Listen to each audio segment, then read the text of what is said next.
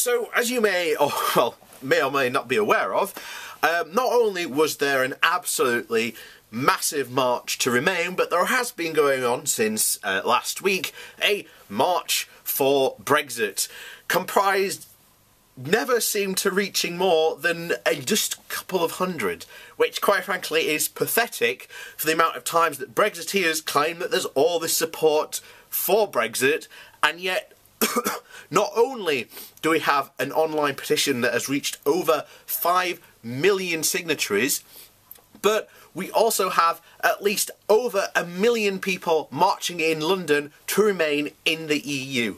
So I have to question whether Brexiteers are living once again in yet another fantasy. And one fantasy that they have constructed recently is the fact that the National Trust is trying to silence their freedom of speech. And quite frankly, this is the most ridiculous form of quote-unquote censorship there can be.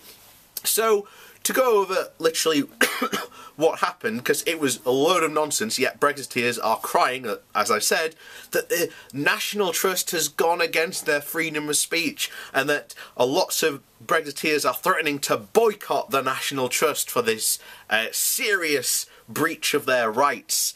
When all that happened was they went to starting points at this National Trust point, and when the National Trust found out that these points of the marches were going to be the start points, the National Trust turned around and went, one, you haven't asked us, two, we're a non-political organisation, so we don't want anything to do with your march, which is fair enough. And as a result, what happened?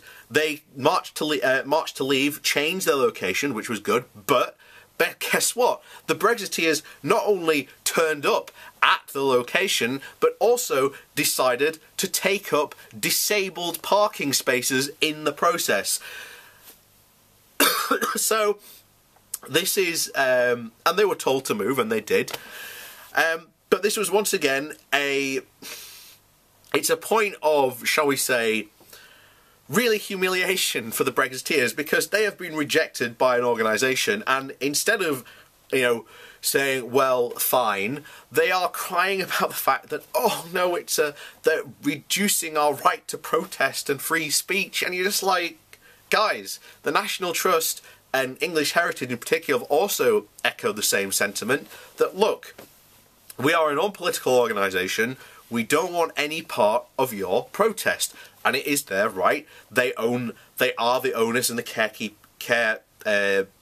keepers of the land, so they have every right to deny the protest starting or a finish point on their land. It's fair. It's an absolute valid point they have.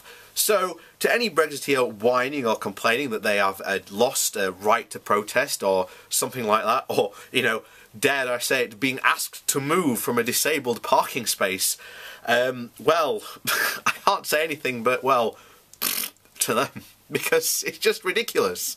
But this is where we are with Brexit. You literally have a march of millions compared to what, well, can only be described as a small gathering of literally less than 200 on this march.